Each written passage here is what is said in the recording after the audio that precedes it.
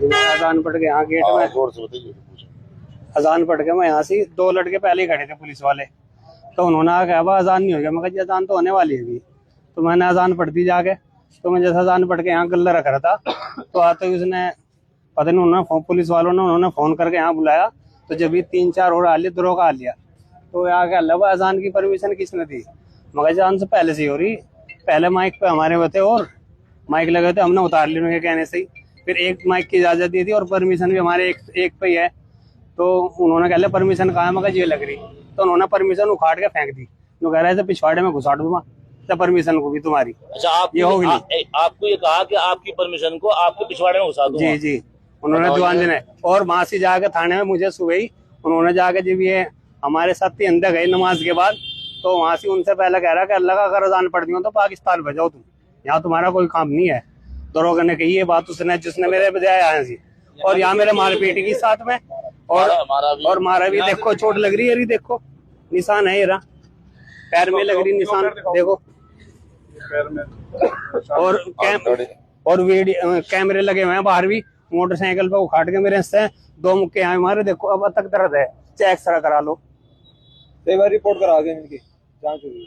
और आंख पे भी यहाँ देखो, यहाँ से निशान है और यहाँ भी दर्द और आंख पे क्योंकि मुक्का मारा उन्होंने। कैमरे में कैमरे लगे हुए हैं। आपके माध्यम से हम ये पूछना चाहते हैं कप्तान साहब से, एसपी साहब से, एसपी सिटी साहब से।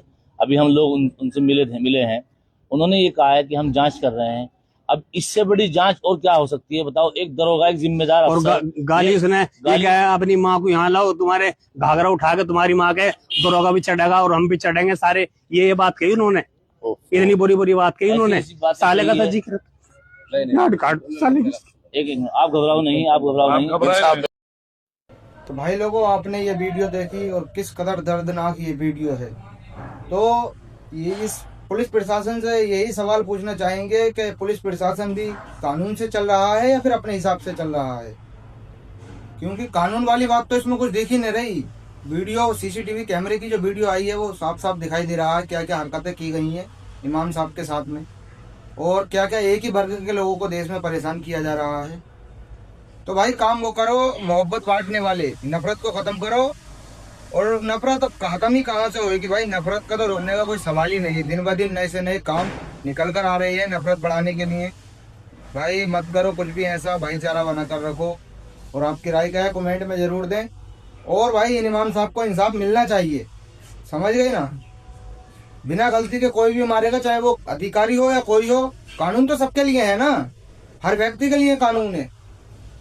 वीडियो को शेयर करें।